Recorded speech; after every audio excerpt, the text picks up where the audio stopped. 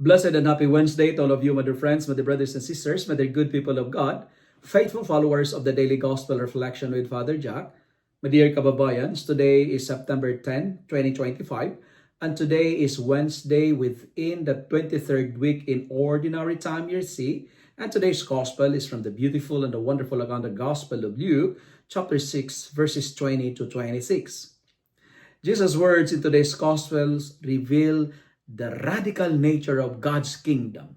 Radical, in a sense, it is a kingdom that turns the world's values upside down. The poor, the hungry, the sorrowful, and the rejected are called blessed, while those who are rich, those who are satisfied and applauded by the world are warned with woe. And you know what? At first glance, it seems contradictory. Why? Because human experience teaches us that the world teaches us to seek comfort, convenience, security, and approval, while the gospel teaches me and you to hunger for God, to embrace humility, and sometimes endure persecution and rejection. This is the gospel of reversal, because God's ways often defy human logic, and showing us that true blessing is measured not by what we have, but by how deep or how deeply we rely and trust God for our life. I have experienced this reversal in my own life. You know, times of struggle, moments of failures, experience of loneliness have often led me closer to God than times of ease and success.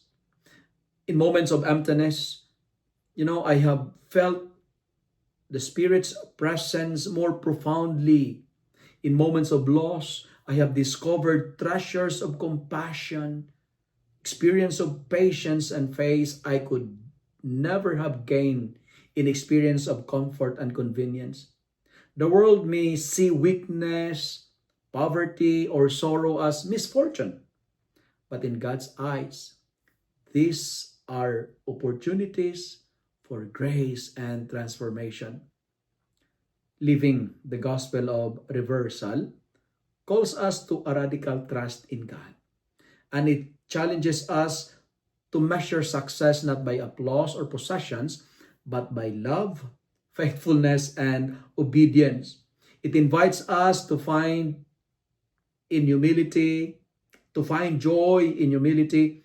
It invites us to hope in suffering and strength in dependence on God. And to follow Christ is to live contrary to worldly expectations, confident that God's kingdom rewards what the world often rejects. And in embracing this reversal, we discover a joy and peace that no worldly comfort can provide.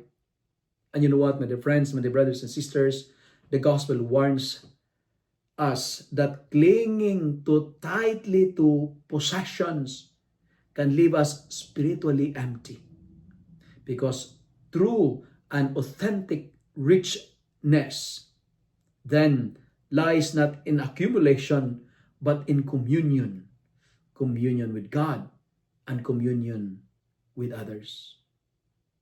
If you love and like this reflection, kindly share it with your friends, share it with your family. Make the word of God viral so that many will be blessed. Amen.